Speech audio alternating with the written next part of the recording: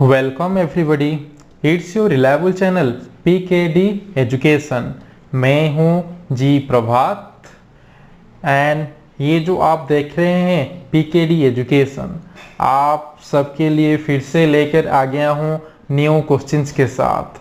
और ये जो आप सबका क्लास चल रहा है यूजीसी नेट और जेआरएफ का क्लास चल रहा है, यूजीसी नेट और जेआरएफ का क्लास चल रहा है। और ये जो चल रहा है आपका पेपर 1, हम अभी तक पेपर 2 का क्लास अभी तक नहीं स्टार्ट किए हैं। ये जो चल रहा है पेपर 1 का क्लास चल रहा है अब तक। देखते हैं फ्रेंड्स, ये जो क्लास है आप सबके लिए पेपर 1 क्या है। आज जो ये क्लास नंबर है आपका क्लास नंबर 17 है और हमारा जो ये क्वेश्चन है 161 से लेकर 170 तक कुछ इंपॉर्टेंट क्वेश्चन के साथ मैं लेकर आ गया हूं आपके सामने। फ्रेंड्स, चलो अब ज़्यादा देरी नहीं करते हैं, देखते हैं क्या है आप सबके लिए आज के इस सेशन में कौन सा क्वेश्चंस। देखते हैं friends, which type of research is likely to provide the strongest evidence about the existence of cause and effect relationship।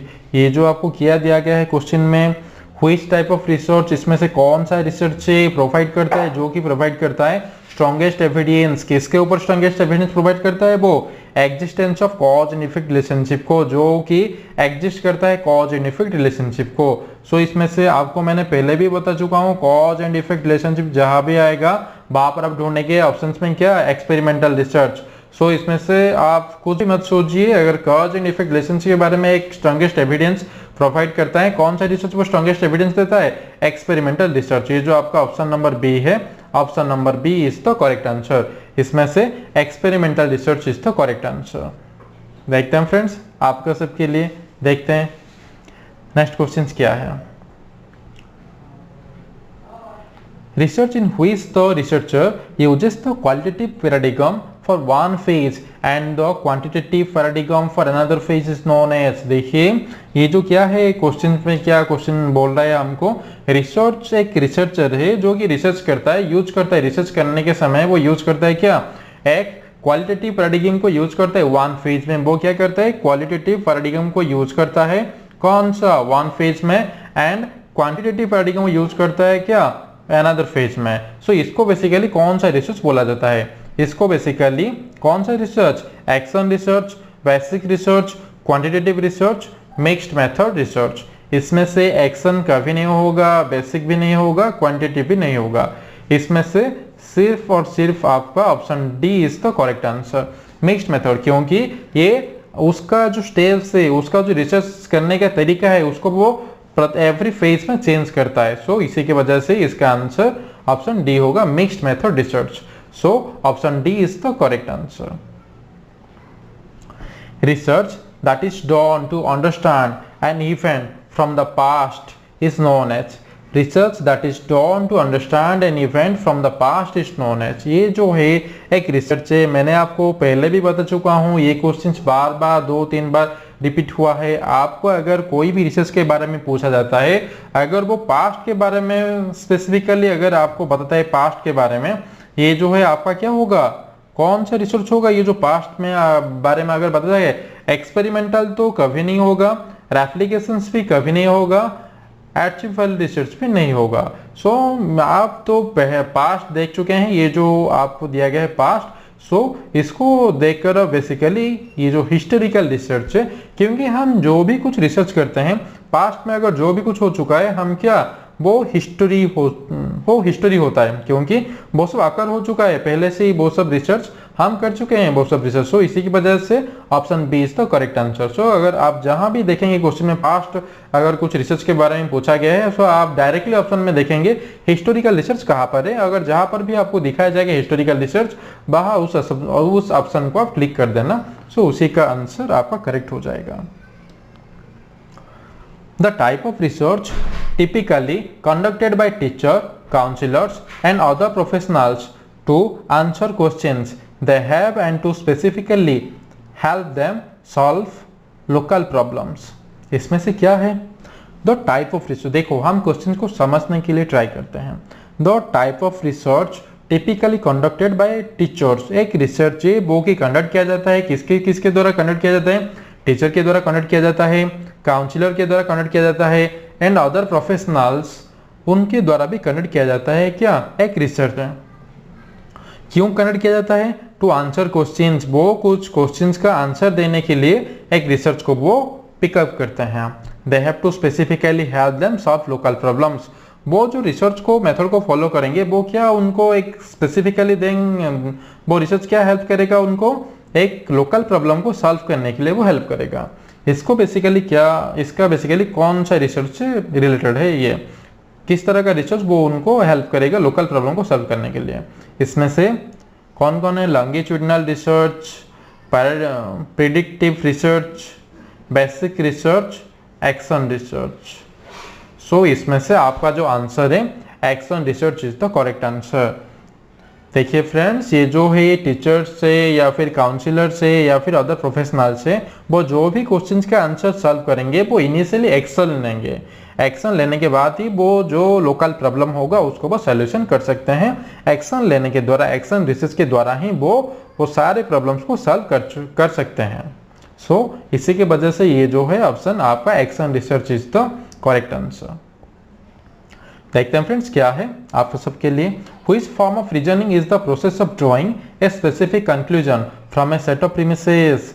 Which form of reasoning, इसमें से आपको पूछा गया है रीजनिंग का कौन सा फॉर्म है ये, जो कि process of drawing a specific conclusion, जो कि ड्रॉ करता है एक स्पेसिफिक कंक्लूजन को लेकर फ्रॉम सेट ऑफ प्रोमिसेस। एक को सेट ऑफ प्रोमिसेस है, उसको वो स्पेसिफिकली कंक्लूजन को ड्राइंग करता है या फिर कंक्लूजन को निकालता है, वो रीजनिंग का कौन सा प्रोसेस है, व्हिच फॉर्म ऑफ रीजनिंग, ये रीजनिंग का कौन सा फॉर्म है आपको पूछा जाता है। सो इसमें से रेशनलिज्म एक है, डिडक्टिव रीजनिंग एक है, इंडक्टिव रीजनिंग एक है, प्रोबेबिलिस्टिक एक है। सो इसमें से आपका जो सही आंसर है वो क्या होगा आपके लिए, डिडक्टिव रीजनिंग। आपको ये थोड़ा याद रखना पड़ेगा, ये जो है आपका क्या, डिडक्टिव रीजनिंग। ये जो है रीजनिंग का एक फॉर्म है, डिडक्टिव रीजनिंग एक फॉर्म है जो कि प्रोसेस से जो हमें जो भी कुछ कंक्लूजन उसको प्रोसेस के बारे में वो फुली डाटा हमको प्रोवाइड करता है एक प्रीमिसेस को लेकर। So deductive reasoning is the correct answer, option B is the correct. Friends, अब तक हम 5 क्वेश्चंस डिस्कशन कर चुके हैं और ये जो क्लास चल रहा है मैं सोच रहा हूँ बहुत इंटरेस्टिंग क्लास चल रहा है और बहुत मज़ेदार क्वेश्चंस आप सबके लिए लेकर आ गया हूँ। सो मैं चाहता हूँ आप इस क्लास को आप बहुत ज़्यादा से ज़्यादा शेयर कीजिए। आपका जो भी कुछ फ्रेंड सर्किल में है आप इस सब क्लासेस को उनको शेयर कीजिए और उनको भी रेफर कीजिए कि वो भी इस क्लास को शेयर करने के लिए बोल दीजिए। सो आप इस क्लास को लाइक कीजिए, कमेंट कीजिए, शेयर कीजिए और आपका जो ये चैनल है, फेवरेट चैनल आपके जो चल रहा है पीकेडी एजुकेशन को आप सब्सक्राइब भी कर दीजिए, क्योंकि आप जब भी सब्सक्राइब अगर कर देंगे तो मैं जब भी कोई क्लास आपके लिए लेकर आऊँगा पहले आपको मिल जाएगा। और इसके साइड में एक बेल आइकन भी आपको दिखाई देगा, उस बेल आइकन को भी आप क्लिक कर देना, क्योंकि आपको हमेशा नोटिफिकेशन में ऑन दिखाई देगा और आप ऑल नोटिफिकेशन को क्लिक कर देना इसमें से, क्योंकि जब भी मैं मेरा कोई भी वीडियो अगर अपलोड करूँगा, कोई भी क्लास अगर आपके लिए लेकर आऊँगा, पहले आप मेरे क्लास को देख सकते हैं। चलो फ्रेंड्स, देखते हैं क्या है next question. Research that is done to examine the finding of someone else using the same variable but different people is which of the following। इसमें से आप एक टर्म को याद रखना, इसमें से research that is done examine the findings, एक रिसर्च को यूज किया जाता है वो कि एग्जामिन करता है finding someone else using the same variable, वो कुछ फाइंड करता है, एग्जामिन करके कुछ फाइंड करता है क्या, एक सेम वेरिएबल को यूज करता है but different people in which of the following, इसमें से कौन सा वो फॉलो करता है, आप याद रखना सेम वेरिएबल है बट डिफरेंट पीपुल यूज करता है एक रिसर्च, इसमें से कौन सा होगा, देखते हैं कौन सा टर्म को फॉलो करता है बेसिकली ये जो है। देखते हैं ऑप्शंस में क्या क्या है, एक्सप्लोरेशंस, हाइपोथेसिस, रेप्लिकेशंस, एम्पिरिसिज्म। इसमें से आपको क्या होगा, सेम वेरिएबल है पर डिफरेंट पीपुल है। इसमें से आप थोड़ा कंसेप्ट लगा के, मैं सोच रहा हूँ आप मुझे कमेंट में भेज दें ये क्वेश्चन का आंसर, क्या सही होगा ना। ये देखो मैं आपको ज़्यादा नहीं देखना चाहता हूँ। चलो फ्रेंड्स, देखते हैं इसका आंसर्स क्या है। 176 का आंसर आपको क्या लग रहा है इस क्वेश्चन का आंसर? एक्सप्लोरेशंस देखो, ये जो same variable but different people होगा, इसमें से आप याद रखना हमेशा ये जो है रेप्लिकेशंस के अंडर जाएगा। इसको टर्म्स को भी आप थोड़ा याद रख लेना। ये जो रिसर्च है जो कि एग्जामिन करेगा, कुछ एग्जामिन करेगा कुछ फाइंड करने के लिए, जो कि सेम वेरिएबल होगा बट डिफरेंट पीपल्स को अप्लाई कर, बट डिफरेंट पीपल के लिए होगा। इसमें से वो एक ही टर्म्स को फॉलो करता है, रिप्रेजेंट करता है। रेप्लिकेशंस इज द करेक्ट आंसर। 176 का आंसर सी है। Which scientific method is a top down और कन्फर्मेटरी अप्रोच? इसमें से जो है एक साइंटिफिक मेथड है जो कि टॉप डाउन, टॉप से डाउन को आता है। इस अप्रोच को बेसिकली कौन सा मेथड बोला जाता है? इस अप्रोच को टॉप से डाउन। देखो ये जो है कुछ टॉप है, टॉप से लेकर डाउन को वो आता है। सो इसमें से आपको कौन सा आंसर होगा? इसमें से देखो जब भी कोई साइंटिफिक मेथड को यूज करते हैं, वो उस अप्रोच को टॉप से लेकर डाउन तक अगर उस मेथड को वो फॉलो करते हैं, वो बेसिकली डिडक्टिव मेथड बोला जाता है उसको। ये भी थोड़ा याद रखने वाले बात है। जब भी आपको दिखाई देगा टॉप डाउन अगर आएगा साइंटिफिक मेथड, कौन सा अप्रोच को यूज करते हैं? बेसिकली टॉप डाउन अगर ऊपर से नीचे तक आएगा, इसको बेसिकली डिडक्टिव मेथड बोला जाता है। So option A is the correct answer. Which scientific method is bottom of? इसमें से क्या बोला गया है आपको? इसमें से जो है वो तो पहले क्वेश्चन था टॉप से लेकर नीचे तक, ये जो था, मगर ये क्या है? ये जो है ऊपर तक है।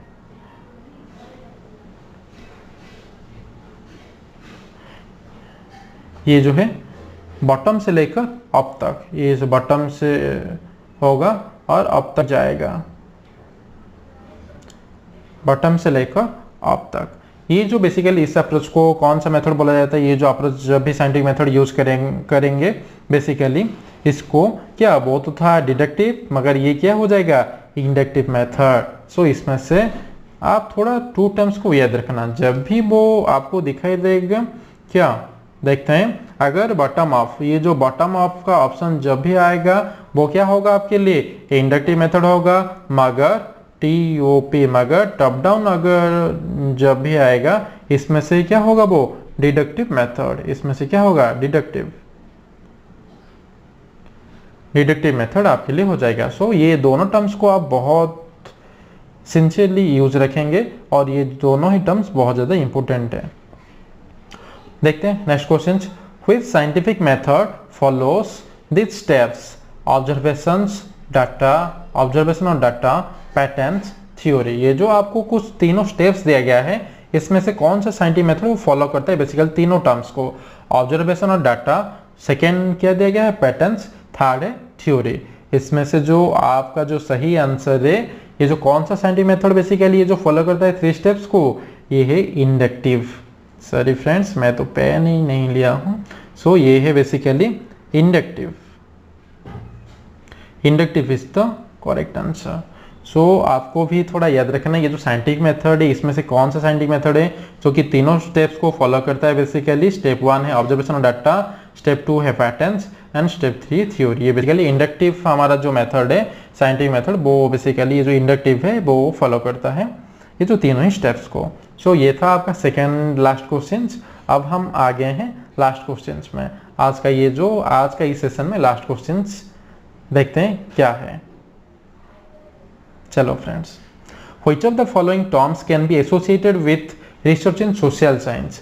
इसमें से जो है कौन सा टर्म को वो फॉलो करता है? ये जो है कौन सा टर्म को फॉलो करता है सोशल साइंस के लिए? बेसिकली वो है सोशल साइंस जो है हमारा, सोशल साइंस को लेकर कौन सा टर्म बहुत ज़्यादा इंपॉर्टेंट है, या फिर वो कौन सा टर्म को फॉलो करता है सोशल साइंस को लेकर?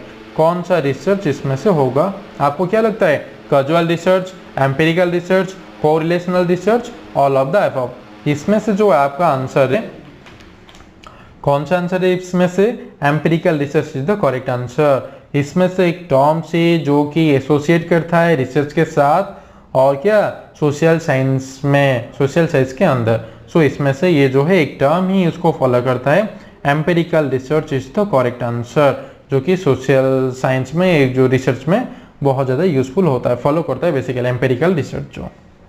फ्रेंड्स, ये था आपके लिए 10 क्वेश्चंस। आज का इस सेशन में बहुत ज़्यादा इंपॉर्टेंट क्वेश्चंस था और आज हम जो डिस्कशन करें रिसर्च एप्टीट्यूड का 10 क्वेश्चंस था ये। फ्रेंड्स, मैं फिर से लेकर आऊँगा नेक्स्ट क्लास में न्यू क्वेश्चंस के साथ।